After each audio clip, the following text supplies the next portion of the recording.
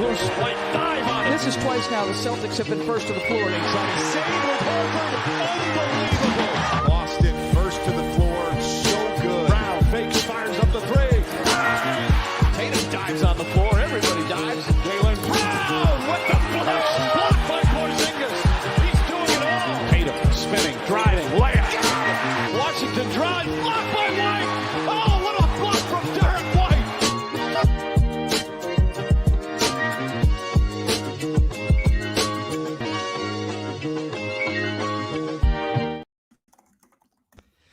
What is up? Welcome back to another episode of First to the Floor, and welcome to episode 1 of our Rivals series for the offseason, where we're starting with the Golden State Warriors. Bit of a curveball, and so we're welcoming Sam Esfandiari, which I was supposed to ask you if I was going to pronounce that correctly before we hopped on. Oh, but 10 out of 10, sir. 10 out of 10. Let's go. I get impressed when anyone gets it on first try. So There we go. Awesome. Light Years podcast. If you're unfamiliar, got to get on it. One of the best kind of companion, like to a specific team podcasts out there. One of my favorite ways to kind of check in with the league is to actually tap in with the guys that are covering the teams specifically, because you got to get a good feel for it. My first time listening to the Light Years podcast was after a Warriors Portland game where the Warriors won, but it was in the midst of, I don't know, wherever they are now, that was kind of the beginning of it. was this season? Yes. There was a specific Portland game this year where they were going to lose if they didn't just throw all the kids out there, essentially. Yes. It was, I'm sure, I can't remember the episode, but I remember the game. I'm sure it was a lot of Steve Kerr lamenting, a lot of denial of the situation, not willing to admit that this was a sinking ship because, you know, it'd been such a successful decade prior. Yeah, that's about right. That's about right. Yeah, that was a great time for me to hop on because it was a very interesting. That was like prior to the Draymond. I don't even know which suspension, but it was at least prior to the Nurkic haymaker, and so it was a really fun time to be getting acquainted with the Light Years crew. But you mentioned Steve Kerr and lamenting Steve Kerr. I thought that the Warriors made sense to be the first episode of this series so it could put a bow on the summer and the Olympics and Steve Kerr, because I'm not sure I would describe the Celtics and Warriors as rivals, but obviously when you play someone in the finals, there's going to be a connection there. But I know one thing for sure, and Steve Kerr will definitely be booed in TD Garden when the Golden State Warriors come to town. We played early in the season too, Yeah. if I remember correctly. It's usually the Warriors Celtics games, at least the last few years, have been second half of the season. But yeah, no, oh wow, first 10 games. So yes, he will not be a popular. He will not be a popular man when he comes to town. It's funny because he has a lot of admiration for the Celtics, the way they do everything. Like in many ways, the two organizations view each other similarly. I don't know if your listeners know this, but Joe Lacob was a minority owner of the Celtics before he bought the Warriors. Danny Ainge was actually the person who recommended Bob Myers to him. And this is during the Kevin Garnett, the Big Three era there. Mm-hmm. So there were in many ways kind of like aspirational goal of what he wanted to do with the Warriors 15 years prior. Obviously they had success or everything, but even just taking it to Steve Kerr, just the way he sees the game, the way Stevens, Mazzulla see the game, there's a lot of similarities there. So it's kind of ironic, but I completely get it because that's your guy. And, someone has to be the bad guy here. And Steve's happy to be the bad guy. Yeah. Like, I don't think it's a anti-Celtics conspiracy. I don't think Steve Kerr, because that's been serious. I threw it around as a joke when it first started happening. I was like, the only way for Spoelstra and Steve Kerr and Ty Lue to take down the Celtics is to start planting the seeds, because that's fun. But there are real people that believed it. I don't think Steve Kerr is that type of person. I do think it was purely a coaching thing. But I guess just zooming out a little bit, where are you and Warriors fans at with Steve Kerr prior to this? Because I know you were talking about, I saw you posting the memes about so this is your guys' first time with Steve Kerr and some of these decisions, coined Sleepy Steve. I'm not sure if you guys came up with that one. But... we did. Okay, yeah, no. I mean, the reality is Steve Kerr is nothing if not a man of conviction. He will do what he believes is right, and he's willing to be unpopular to do it, which most coaches in the NBA are not. This is definitely a league where coaches will bend their principles to keep a superstar happy. So on like a high level, I respect him more than anything. But, he's been the coach for 10 years. We've all gone through the range of emotions. Kuminga is so talented. Why doesn't he play him? They suck. Why is he not playing and then it's not like he's perfect either. You could point to the famous 2016 finals where they lost with the 3-1 lead. The moment that will be seared in my head is him subbing Festus Ezeli back in the game with 5 minutes left, when Festus has that look in his eyes, like ready to shit himself. And it's just like, what are you doing? And of course, what happens next? LeBron James draws 2 3-point fouls off of him, tie game, and the rest is history. So, I'm not here to say, this is the greatest coach on earth, but he is a good coach. And, he is nothing if not a convicted guy. I'll leave it there.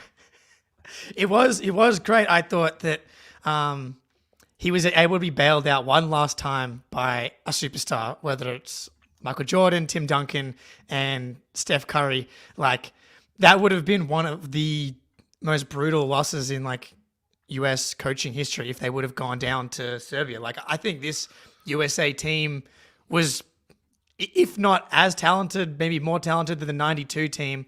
The collection of talent on this team was pretty absurd. I've kind of been saying that the Team USA kind of underachieved relative to expectations. You look at the point spreads of the Serbia game and the France game, almost 20-point favorites in both games. They never really found a rhythm, I don't think, against the better teams, especially when things got tight. But yeah, Steph was able to do the thing that he's been doing for Steve, which, you have to credit Steve with kind of, I guess do you have how much of, I'm kind of jumping around, but how much do you credit Steve Kerr's influence on Steph Curry making Steph who he is? Stepping away from the Olympics, there's a reason Steve Kerr got the largest coaching extension in the NBA. It's because Steph doesn't want to play for anyone else. That's his guy. The same way Michael Jordan loved Phil Jackson, Kobe loved Phil Jackson. That's Steph with Steve Kerr. And as much as Steve takes the blame for every loss, the system is designed around Steph. It's designed around the fact that Steph wants to float between being on ball and off ball, which, by the way, he should, because he's most dangerous when he's doing that.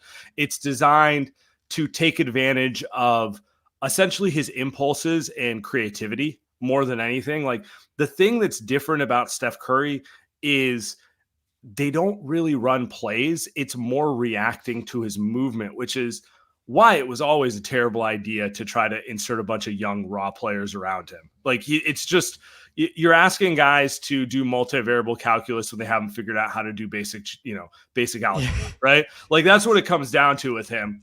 But no matter what you think of Steve's in-game coaching, and I've had my issues over the years, and all the other stuff, he did create the system and he did implement it. And maybe someone else could run it today, but I'm not sure anyone else would have come up with it out of thin air the way he did in 2015.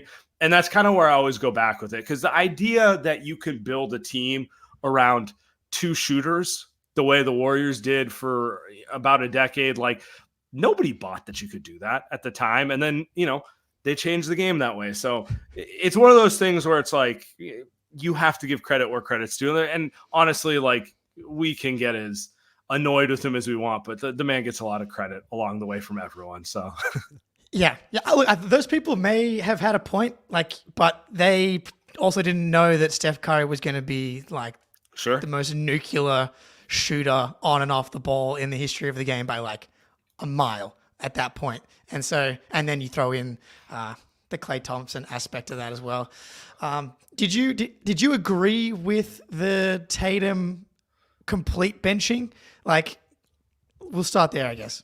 Because you did get coined a Celtics hater, I did notice in the midst of this. First off, I think that's hilarious because I get called a Celtics homer by Warriors fans because I'm not going to claim them as a second team, but I've always had like an affinity for the way they play basketball, what they stand for, that sort of. I just fucking hate the Lakers more than anything. So it's maybe enemy of an enemy is a friend that way, but. Sure.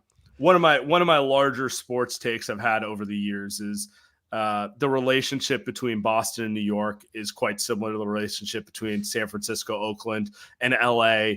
There's kind of the provincial nature of the smaller city, but maybe more of a cultural epicenter. Like the fans act a certain way, that sort of thing. So I was a little sad when Celtics fans were telling me I'm like the number one hater. I'm like, I promise you, I'm not even the number one hater on my own show of them. But that's we're very sensitive. We're very sensitive at the moment. Which we shouldn't be, which is very ironic considering that we literally just won the championship, but it is the reality.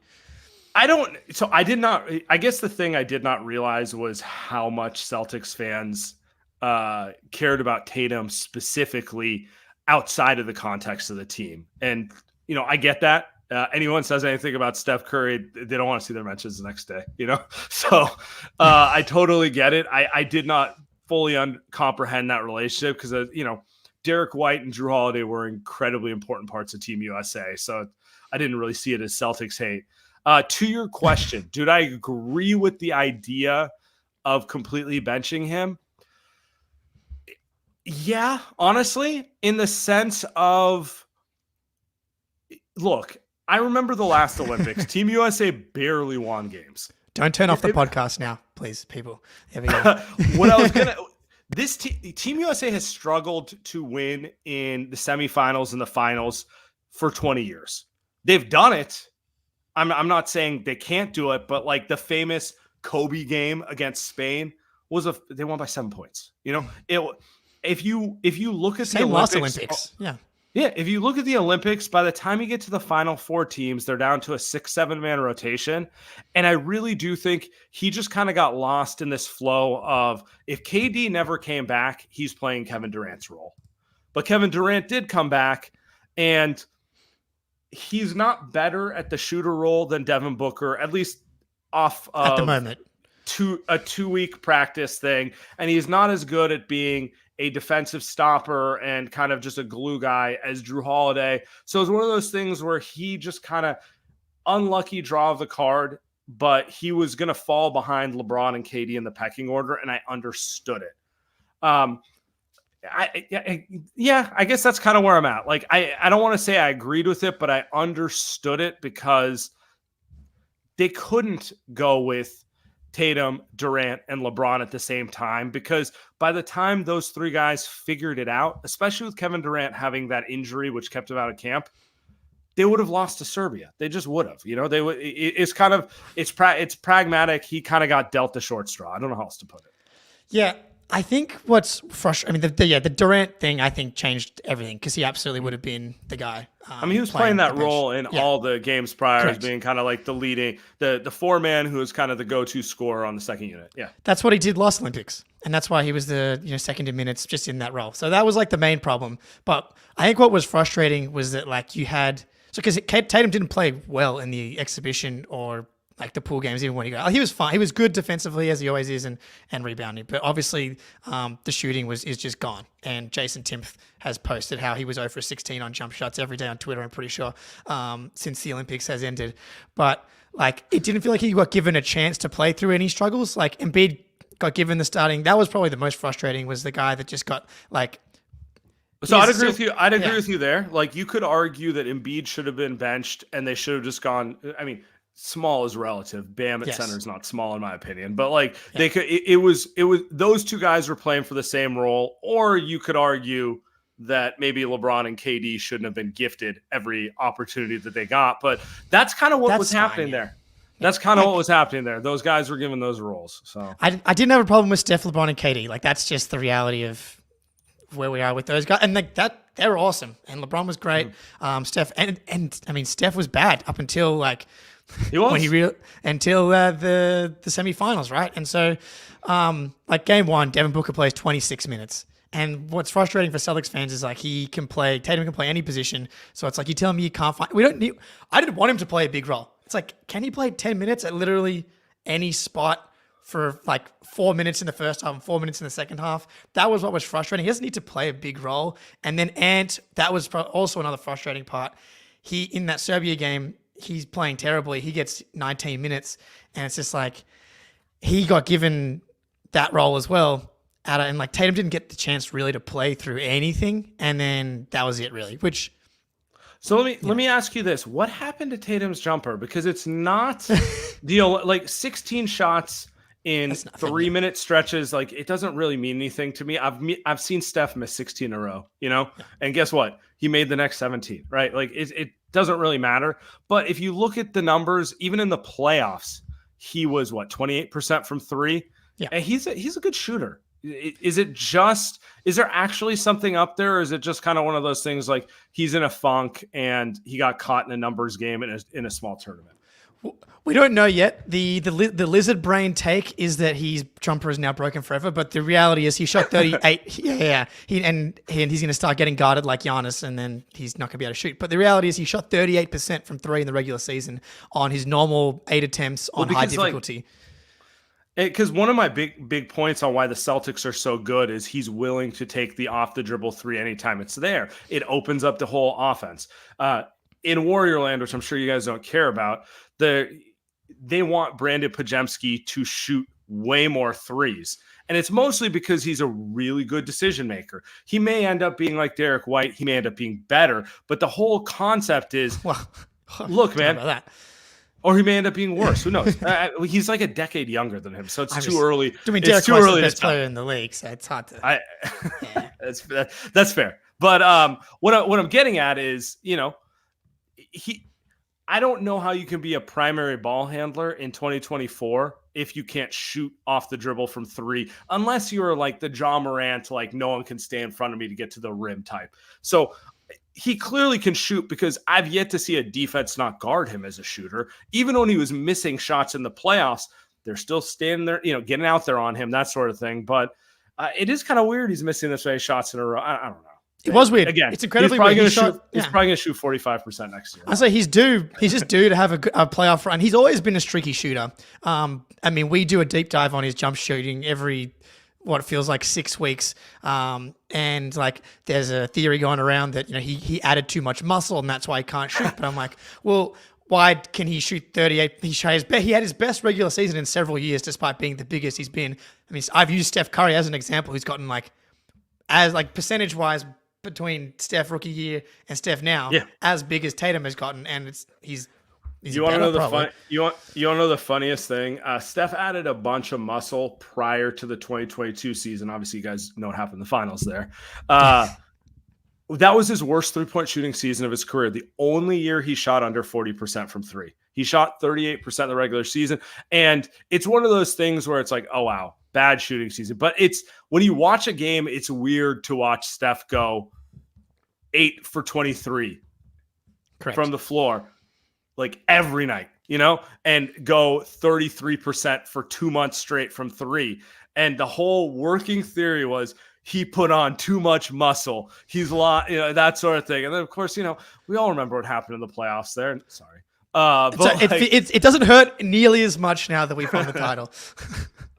But it's like one of those things where it's like, oh, he's lost his touch. He tried so hard to get muscle. I'm like, I promise, maybe for a month, but if a guy can shoot, he can shoot.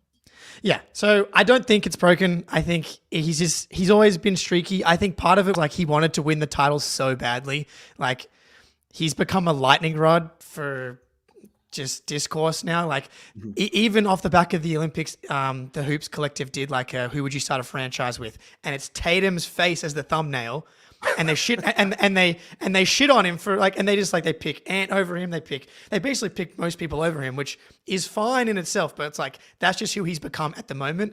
And so I think he honestly has felt that pressure, and that's translated to not being able to shoot, or it's just simple as Orange Ball didn't go in.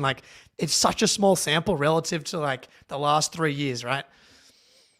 Let me give you advice from someone who went through that with Steph Curry in 2015. If you remember, they won the finals in 2015, and like Tatum, even though Tatum should have won the finals MVP, in my opinion, I have a very hard time with the guy who doesn't get guarded by the other team's best player winning finals MVP. But that's a different discussion. I like Jaylen Brown. He's a great player too.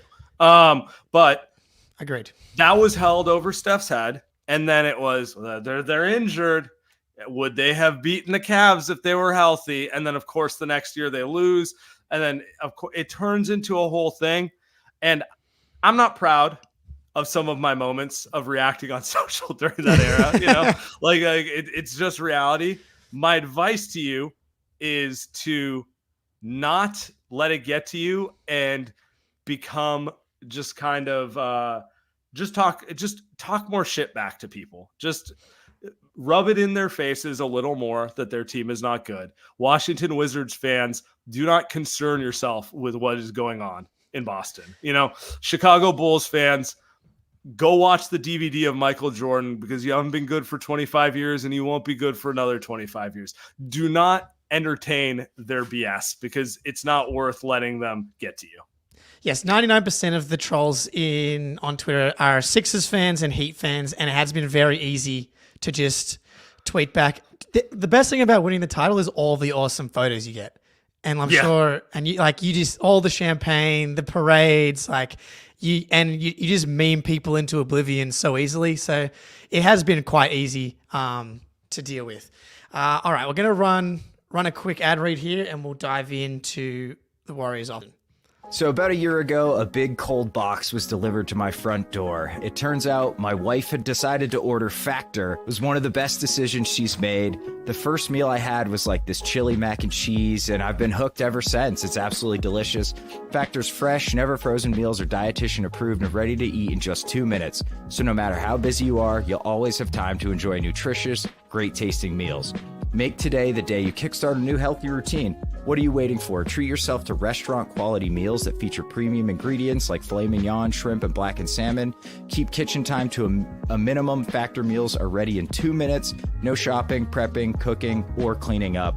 Enjoy effortless support for your lifestyle. Choose from 6 menu preferences to help you manage calories, maximize protein intake, avoid meat, which is not my selection, but some people do enjoy that, or simply eat well balanced.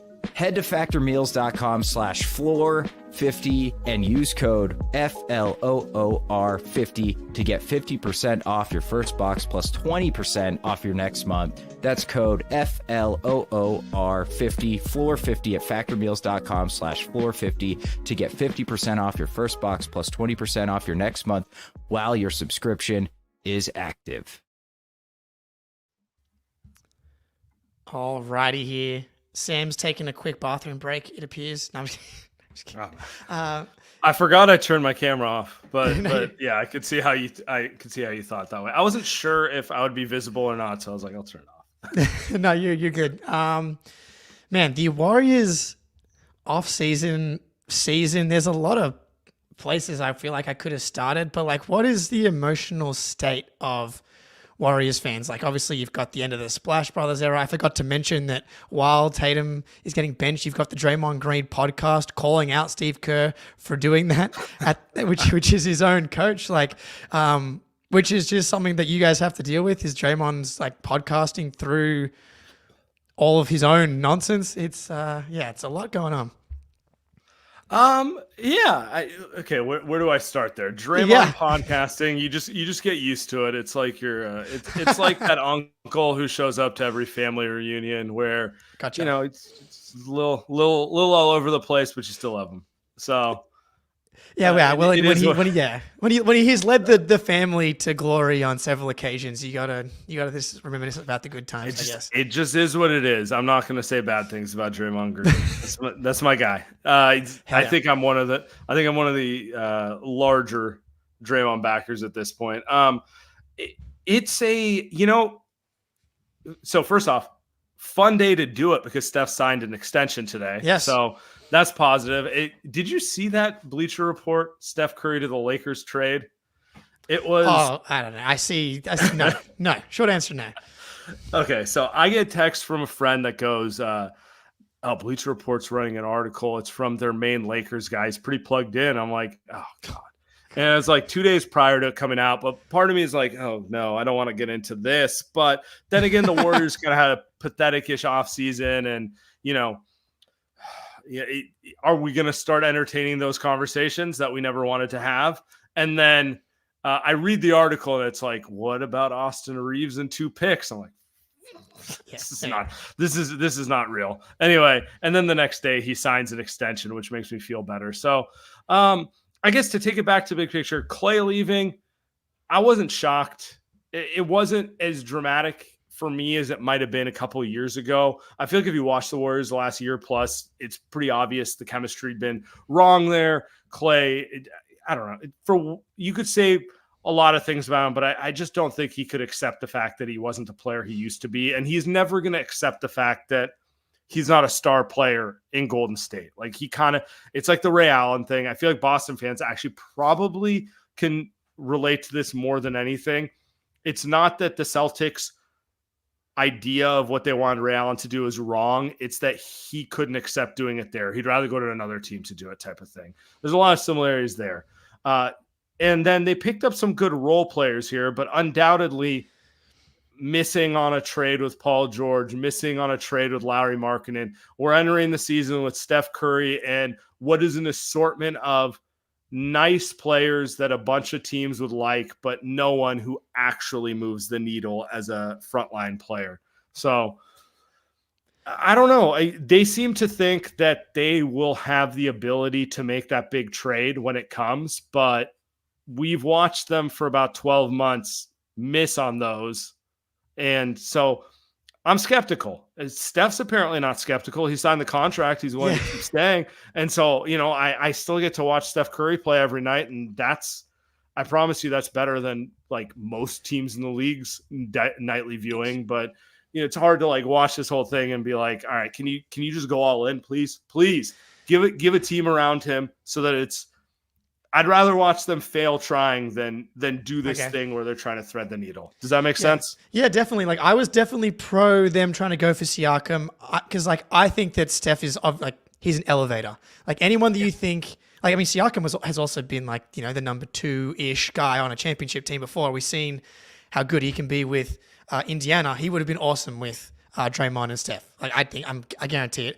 Lowry, I was like, that fit is terrifying. The problem with the Lowry trade is trying to deal with Danny Ainge, and because we know and he's become a victim of his own success now. Like was just on such a heater for so long that he has to win every trade by so much that the only way you're going to get something done is if you wildly overpay, whether it's the Nets trade, going all the way up to the Gobert and the Mitchell trades that he made when he first got to Utah.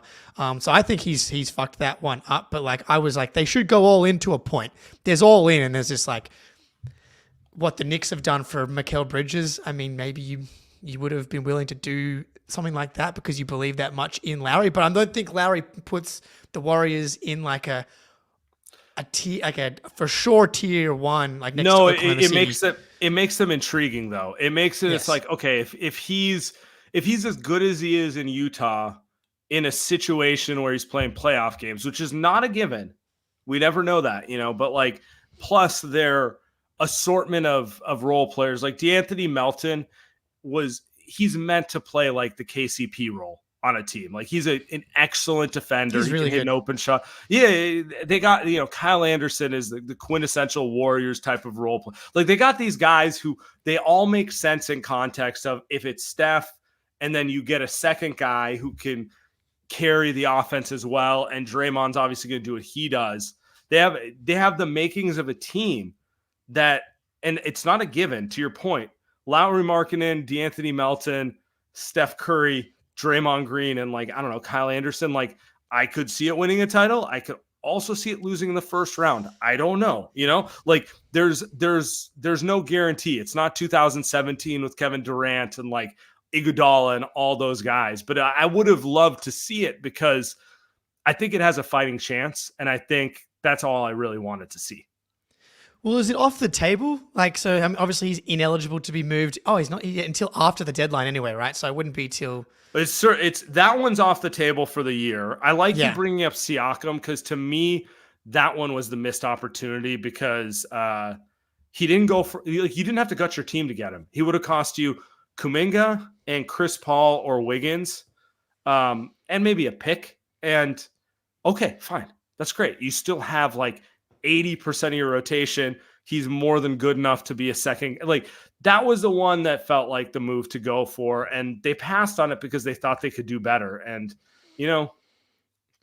cool. He's really good. Like that's the thing. Like he on the right team in the right stuff. He's like all NBA guy. Like or like at least to be in the conversation. And as I said, like those types of guys, they look so good next to Steph Curry. I mean, you look at how good, the Derek Whites and the Drew Holidays look when they're surrounded by the Jaylen Browns and the Jayson Tatums. When you're adding that type of talent to, oh man, like Draymond and Siakam at the 4-5 with Steph, like a lot of IQ and versatility there would have just been really effective. Put two guys who can shoot and defend around them, which like granted, everyone's looking for 3-and-D guys, but you put two guys who can, D'Anthony Melton's a perfect example. But now Melton's like, oh, okay, he's like the perfect. He's like a Derek White light. Exactly, or KCP, one of those type of players where it's just like, oh, this guy was meant to be that fourth guy on a contender, defending, hitting open shots, doing everything. So yeah, I mean, when I look at the Warriors, what I gather is Steph clearly believes that they're going to be able to make a move for a player within the next 12 months.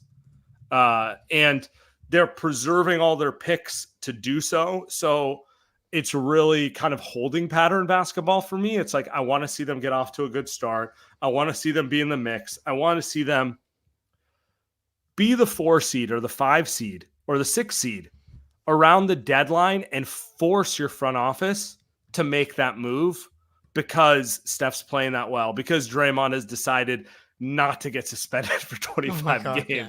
You know what I'm saying? Like, do all those things and then put yourself in a position to make that move. Like, that's essentially how I'm approaching this season. Man, the West is tough because I just pulled up the standings and like you forget, like the Warriors were good. Like they were 46-36. Like and they were the fucking 10 seed in the Western Conference. Yeah, that's usually a comfortable lower half playoff seed. Yeah. Yeah. But like as it stands right now, they're like frisky. And I think it depends on the growth of, and this is why the 2 timeline thing, I mean, I'm sure you've covered it 1 trillion times. So it never made sense. It's like your young guys to be ready to play in the playoffs, like within their rookie contract is like asking a lot to begin with. Unless you get outliers like Tatum and Brown, who even till now really weren't fully ready to actually do it. And so like right now they're a frisky, fun team, league pass team to me, where like if they make this like the top 6, it's going to be like exceeding expectations. But I'd be like, they're probably going to me be fighting because they're like that whole glut, right? What was how much separated them? Team. Yeah, like there are only 5 games separated them and the Clippers at the 4 seed last year. It would probably be pretty similar type situation. Maybe if Draymond doesn't get suspended, then like you can actually get some momentum, cohesion, and you're actually on the top half of that glut and you're feeling okay. Yeah, no, I mean, your diagnosis is correct. And by the way, Steph played 72 or 74 games last. What happens if Steph plays his normal 60-ish games because he's 36 years old? Are you equipped to split? Like Steph misses 6 games in a row. Are you equipped to go 3-3 or are you going to go 0-6? Like those are the type of things where it gets really murky for them in that capacity. Yeah, to your point, like Kuminga, first off, I don't think he'll become as good as Jaylen Brown or Pascal Siakam, but he strikes me as a player in that category where that's kind of his relative ceiling. That caliber of second star, very good. But both those guys, it took. Yes, I was going to say Jaylen Brown made his first All-Star game at 25, which is honestly still good. A big gap between what he that turned and what he into is now. again. Yeah, exactly. Siakam later on, I think 27. So that's my point. He's going to be 22 when the season starts. If he averages like 18 to 20 points and consistently plays 30 minutes a game, that is a win for development. But is that a win for what the Warriors need? Probably not, because they want him to skip like 4 steps, which feels highly unrealistic. Yeah, I was like not a huge Kuminga guy because like the feel, especially in that system, you as you said before, like you're asking so much, and like that's clearly similar to Jaylen, not a guy that like picks up the read and react stuff like super easily. Can be lost off ball defensively. But I thought he made like tons of strides in that department, like just feeling like a better basketball player. And then he was able to harness some of that athletic talent. But that's still multiple years away from being it. Because like right now, who's their second? Like Draymond's their second best player, but who's like their second? Like it's scoring. Kuminga. It's Kuminga. He's going to. Much. And he can. And the funny thing is, I do think he can give them 20 a game with reasonable efficiency. But what they really should be wanting him to do is become a two-way player. I'd rather he average 15, but turn into the defender that Tatum or Brown are, than average 20, but not play defense because he's exerting all his energy on that end of the floor. But that's the roster they've built right now. I'm a huge Podziemski guy. I really do think he's going to be a good player, but he's not going to be the second leading scorer on this team, And Andrew Wiggins, that's not who he is either. We've tried that in Minnesota and other places, and we know what the results of that looks like. So it's just kind of like they're putting a lot in the Kuminga basket and then just praying that they signed all these like high IQ vets who can, for sure fill the system, like DeAnthony Melton, Kyle Anderson, even Buddy Hield. Like they all feel like they've meant to be Warriors players for Steve Kerr, but like in like smaller roles, of course. Yeah, man, looking at the roster, I'm like, how did they beat the Celtics? Obviously the answer is Steph Curry, but I know the Andrew Wiggins thing is a weird topic, but obviously hasn't been the same player anywhere near what he was in that final series. Looney fell apart. It felt like Looney might be on the comeback. I saw Looney over the summer. He looks in great shape. I think he realized, the big baby body type is not the right one for him. So he's lost. It looks like 25 pounds to me. He looks ready to be back as kind of that rebound defensive force.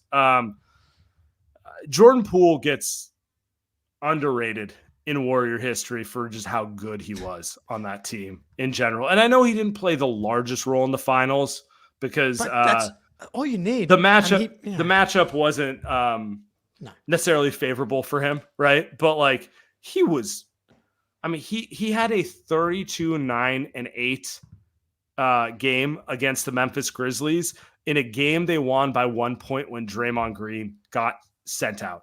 I don't know how that series goes if he doesn't go nuclear to save game 1. And like those small moments, they do matter. They do kind of change things. So I think the Warriors had something. Otto Porter was excellent for them. Oh my God. And another one who hasn't played a second since the finals ended.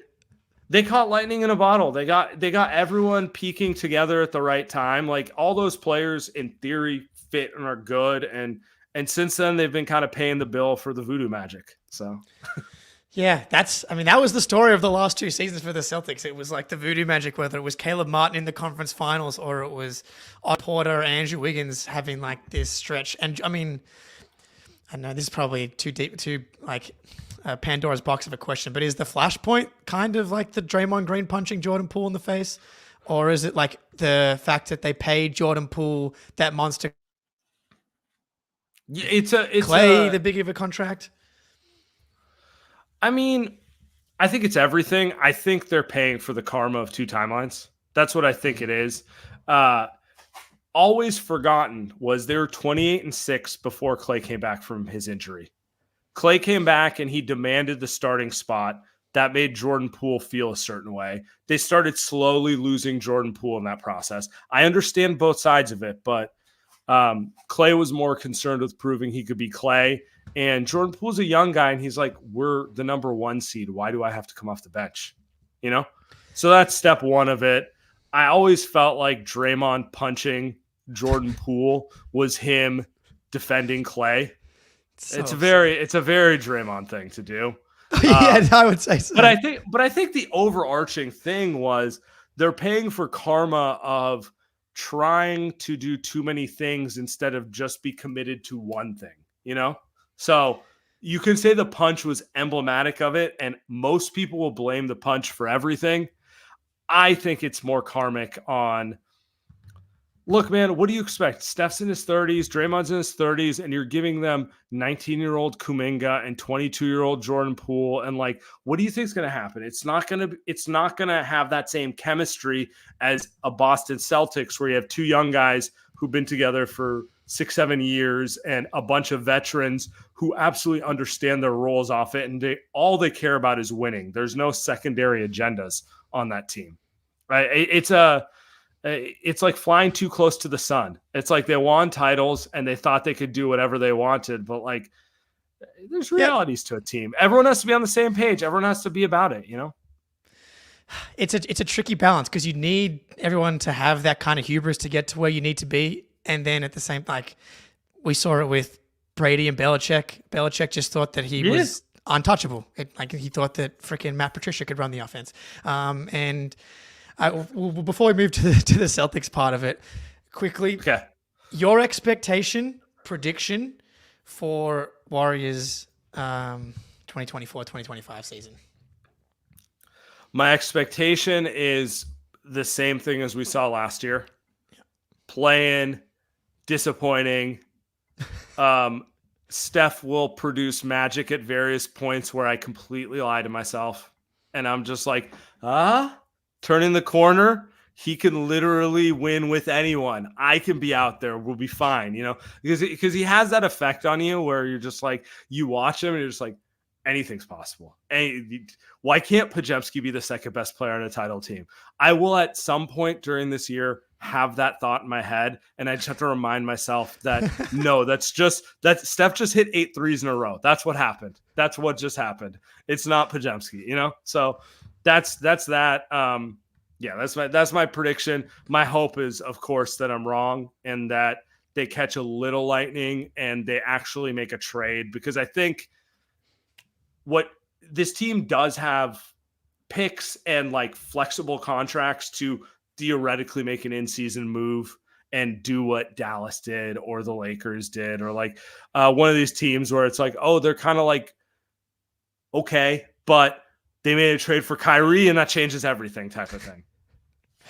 I'm with you. I think I'm hopeful. I just want them in the playoffs because there's like, it's funny. I've always loved Steph, and then I had to have the last 2 years of like every time he would do Steph stuff, it just felt different because he like did what he did to us in the finals. Yeah. But now I'm able to like really enjoy it again. So, which is awesome. So I would like really love to see them in the playoffs again. We'll go one more ad read and we'll hit on the Celtics and then get out of here.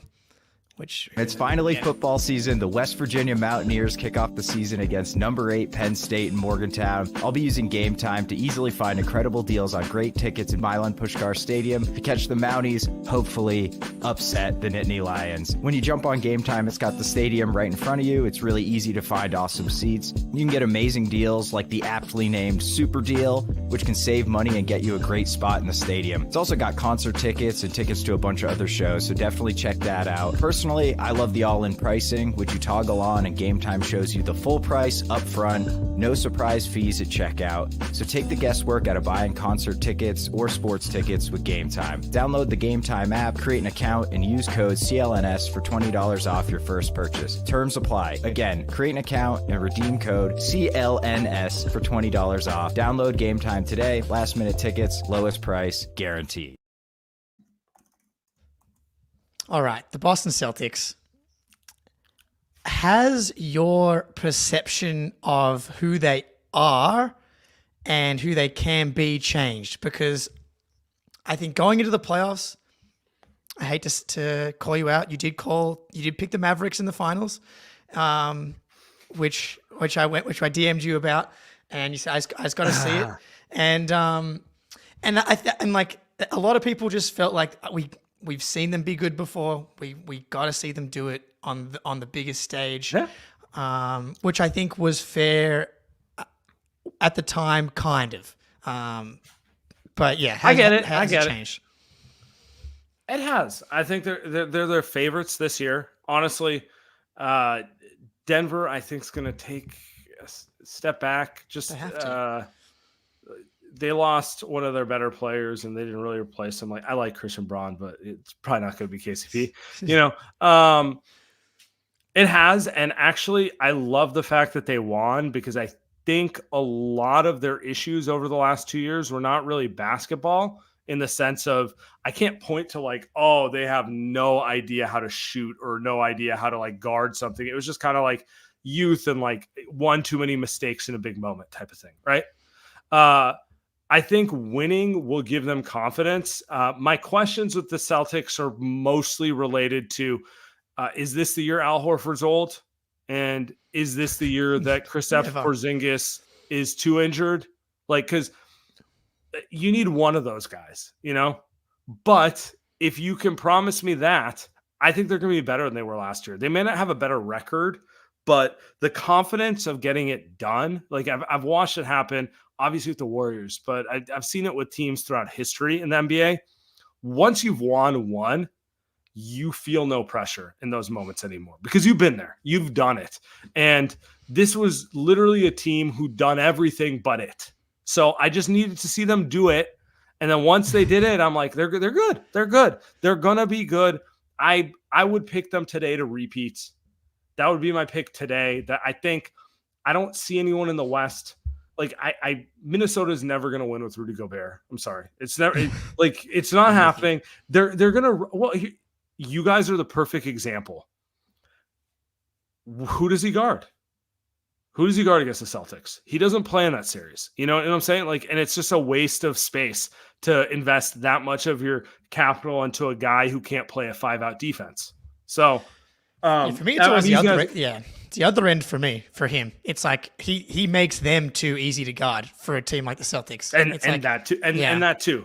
Like he's not actually dominant enough finishing the ball to make it worth its while on that end. So, OKC is probably the team in the West who I'm like, they look terrifying, but they still feel a year-ish away to me. There's a lot that's on Chet and Jalen Williams is. Yeah, I almost said Brunson. Right. No, it's so my point is like they feel, I mean, it's not OKC's story. They always feel perennially like a year away, but do they ever get that year? So yeah, that's the team talent-wise that has like the actual matchup ability to go to like to beat the Celtics. You need to have guys that are like you can't play one-way guys, and like that's the one team right now that feels like they can do it. And I think and I don't even think it's a Boston thing. I think that's just the NBA. Sure. Part of the reason Miami's a problem for you guys, or has been a problem in various years, is Bam. There's not a matchup that he's a weakness on. You have to be able to play 5-out defensively. You have to be able to switch everything. You have to be able to have no defensive weakness. And in a perfect world, it's 5-out on both sides. But if it's going to be one end or the other, defense more than offense, right? So Boston obviously has the roster that everyone aspires to, which is 5-out with 2 shooting bigs. And at no point do you there was the game last year where the Warriors decided to not guard Jaylen Brown. And that was just like, I mean, I get it. He's the worst shooter of the bunch, but he can fucking shoot the ball, dude. He's not like a bad shooter. It's just in context of better shooters, So, like you can't do that stuff with them. It's like why Al Horford or Derek White have been the ones that have been quote unquote hunted. But that's because they're switching everything and you have to attack someone. And it's like, well, fuck, I guess we're going to go with Derek White or Al Horford because he's the smallest or he's the slowest. But that's, unless Donovan Mitchell goes like 7 for 10 on pull-up threes in the first half, and he does that again in the second half, and it's just not a sustainable thing. Exactly. So that's kind of where I'm at with them, where it's just like they're the team model everyone wants to get to. I think they'll be better this year, is honestly my opinion. I seen the only, like I said, my only question is this the year Al Horford gets old? I don't. I need to see it before I believe it. And then, Porzingis' health is always going to make me a little uncomfortable. So yeah, Porzingis' health is like a roll of the dice. He's just one of those guys. It's like, are you going to get? That's what's crazy. They got 1.5 healthy playoff games that mattered because he played, 2 in the first round, but they didn't need him there. But he plays 1.5 games in the finals, and he was awesome. And like Dallas was never going to come back from a 2-0 hole against that Boston team. So it's like maybe you get 10 games from him in the playoffs if they're healthy. Then there's no chance. But I think they're actually one of the best health bets as well because their 2 best guys play. Drew and Derek are healthy, and you say the Horford thing. I think we've been waiting for him to get old for 5 years now. I think if LeBron didn't exist, his longevity would be like a bigger story because his ability to be this impactful this late in his career in the biggest moments is astounding. And to your point, and I didn't mention this, but like Xavier Tillman, perfect. Like, he's not as good as Al Horford. He's not as good as Kristaps Porzingis, but he would play 20 minutes on the Warriors right now. He's a better bet to fill that role for most teams than most options. So it's like that was just kind of a shrewd. Brad Stevens, he probably does so good. He doesn't get enough credit, but he also does. Now he does. I think this season finally did it, and I guess like to move on to like Jaylen and Jayson, like. Mm-hmm. He was making all these moves, but going into the playoffs, it was all the Celtics tropes that people use where Jaylen can't dribble, Derek White's not an all-star, it's just the Celtics media gassing him up. Drew Holiday is a playoff dropper. Al Horford's going to be old. Sam Hauser can't hold up on switches in the playoffs. And these are all Brad Stevens' moves, and then all of them flip. And so now the haters, their go-to thing. You even joked in the DMs. It's like Tatum's a role player or Tatum's not a top 5 player. That's the thing. And it's like because all of the guys that people said weren't going to be difference makers ended up being the guys that Celtics fans told everybody they were. So now it's like, well, Tatum is a role player, is the online troll. So the question I'm asking everybody, you've already kind of touched on it there, is can the Celtics repeat? But I want to ask you about the what that's like. But like, where do you have Tatum ranked? Like, and off the top, I know it's tricky off the top of your head because I think people get caught up in the top 5. Like, it's literally just the number 5.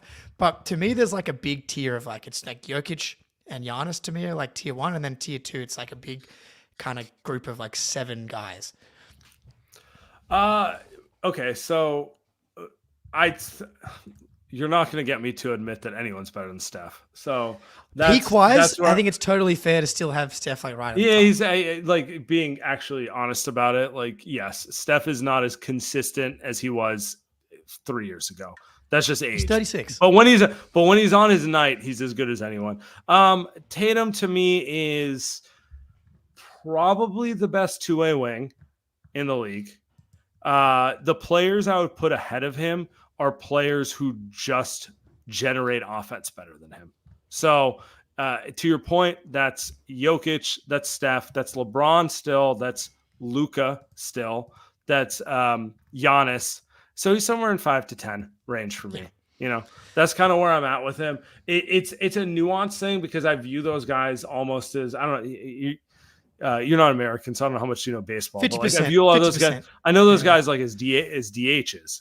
Like their offense is so good, but like outside of Giannis, none of them really play much defense. Like it's like they play within the team. They will play defense, but the team tries to hide them because they want them to carry the offense, type of thing. Tatum, his value is extracted from the fact that he's one of the better defensive players. Like he deserves to make an All-NBA defensive team. And offensively, he's one of the better wings in the league. So, yeah, 5 to 10 is my answer. That's my honest 5 to 10. 5 to 10. We'll have to allow that. I mean, that's fair. It's like I do find it interesting that Luka's been able to get out of the finals after, like, I don't know, the perception of Luka has kind of feel like it went up after the finals, where like I think Celtics fans went the other way, where it's like he like unlocked the entire offense over and over again. I agree with you that because maybe I shouldn't put him on that list because it's a James Harden argument, and I hate the James Harden argument, so I'm going to think about this again and again. If I put Luka and Tatum on whatever team, Luka would probably generate more wins, but his you won't win a final with him until he grows up. Like, that's the reality of the matter. The reason you guys destroyed them is because he's fat and he doesn't really care enough. And until that changes, until that changes, is it really fair to put him on, in a top 5 or anything? I don't know. He's a very special offensive player, though. It's a difficult question to grasp. When he's and it's putting you on the spot here. And actually, here's the best answer I can give you. Who would I rather have on the Warriors? My answer would be Tatum. But maybe that's Steph Curry related. I don't need Luka on my team, but I know Tatum, literally they're a title contender right now. That's it. Done. We're good. Yeah. Second option solved. Great job, Mike W. So Tatum and Steph would be very fun. We would, I think, maybe that's where Steph goes next. That would be very fun. I think a lot of Tatum's value is in like, can you guarantee your other stars are going to play 75 games and play 45 minutes a night in the playoffs and play every position?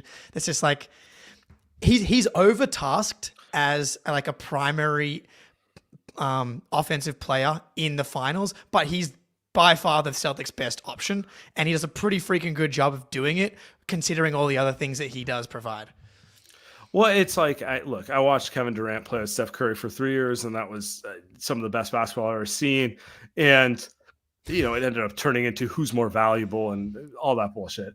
But one of the things and this applies to Tatum, one of the things that makes a guy like that so valuable is their ability to fit in either way. You need to run the offense through them, you can. You need to play them off ball as a secondary guy, you can.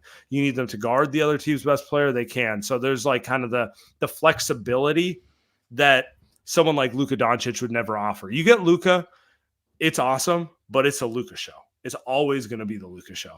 Luka's not functioning off ball the way Tatum is. He's not guarding the other team's best player. He's not doing those things. So, that's kind of the argument. The thing that my take that I've been driving this offseason is like Tatum, I don't think is going to ever be a Jokic, a Giannis, a Steph at their, like, he's not going to be like that. If you've got that one guy on your team, you're like in their prime, you're guaranteed title contender. But if you have Jayson and Jaylen together, which the Celtics now have for the next 5 years, then you have pretty much the same proposition where you've got two elite two-way dudes that are 6'7" to 6'9" that can do so much.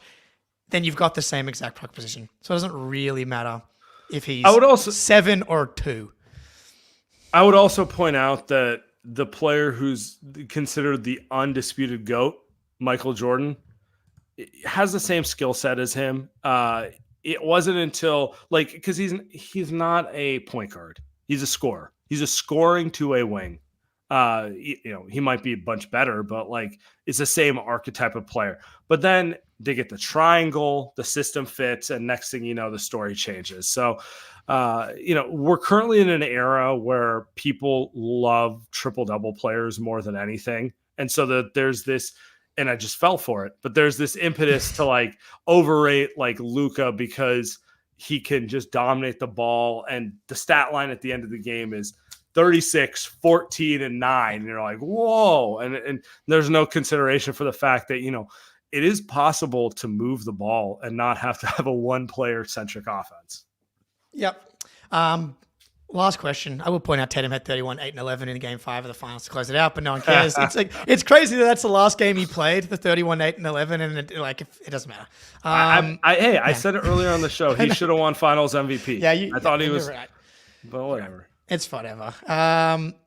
The last team to repeat was the Warriors. Is there anything Steve Kerr did? Is there anything you think that the Celtics need to do? Or was that kind of an example of that team was always going to repeat just because unless they got injured because KD, Steph, Clay, and Draymond is maybe the best team ever assembled. That was the start of their chemistry issues. That was the start of, and maybe it was because it was too easy for them the first time, but that was the start of conflicting agendas and the disease of more hitting. So I think the number one thing for the Celtics, like I said, two things for the Celtics to stop them from repeating. One, their center rotation's injured. I love Xavier Tillman, but I don't think 4 rounds of him as the only option is going to get it done. The second is disease of more hits. That's really it, and they don't seem like a team where it's going to hit. Like, I don't, as much as people love to do the Jayson thing, like it would have combusted by now if it was going to, right? So that's not a real thing. And I don't think Derek White's coming back going like, is my team now. Give me the ball, I don't think any of that's happening, but disease of more is probably the biggest one.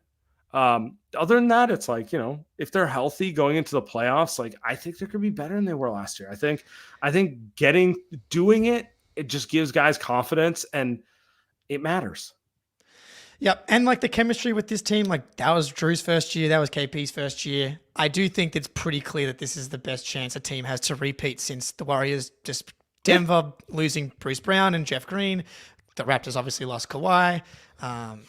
Who am I missing? The Warriors, all their players became bad again after they won the title in 22. And preseason, but so obviously avoid preseason punches. That's another piece of advice I have for you.